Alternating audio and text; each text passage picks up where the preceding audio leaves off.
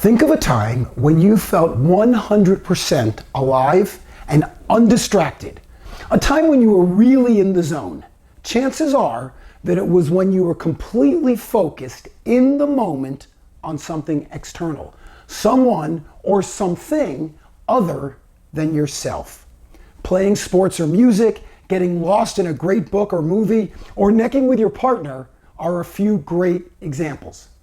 Lacking an internal focus, though, the mind turns inward on itself and creates problems, even if the problems are undefined or unimportant. But when you find a focus, an ambitious goal that seems impossible and forces you to grow, these doubts disappear. Ferry Portia said, "The search for a purpose in our lives is universal and will never change."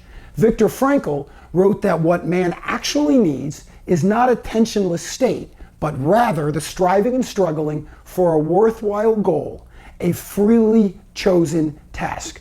Mark Twain said simply, "You should experience being alive." Doctors say that one of the keys to fortifying your life is to become a lifelong learner.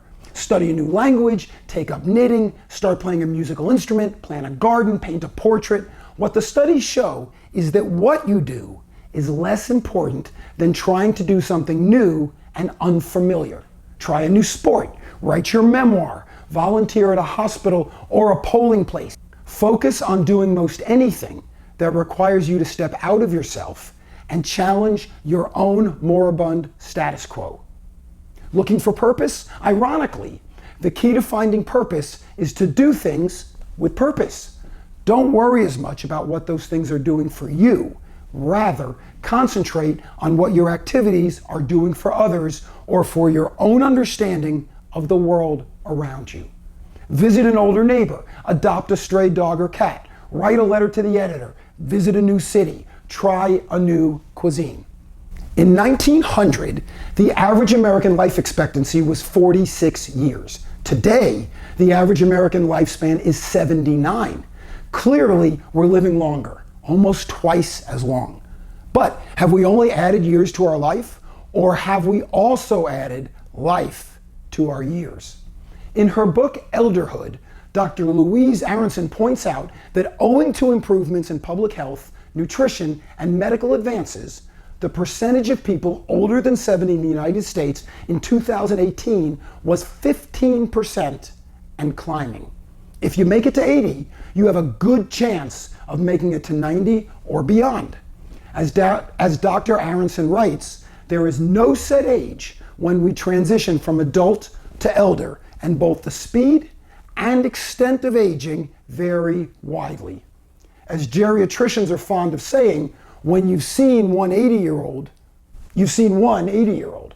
The way you choose to define your life's purpose is completely up to you, no matter how old you are. Your lack of satisfaction, your desire for change, or even what's commonly referred to as your midlife crisis can happen anytime. After all, we can't know when midlife is until we know when end of life will take place, can we?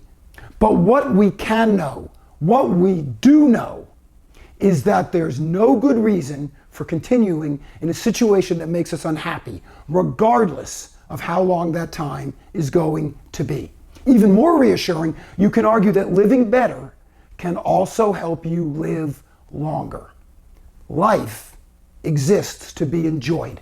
The most important way to do that is to feel good about yourself, to love, be loved, never stop learning. Continual learning and service to things outside yourself are the keys. Because when you eliminate the extraneous and the unimportant and focus on what really matters, the experience and purpose of being alive is to experience being alive.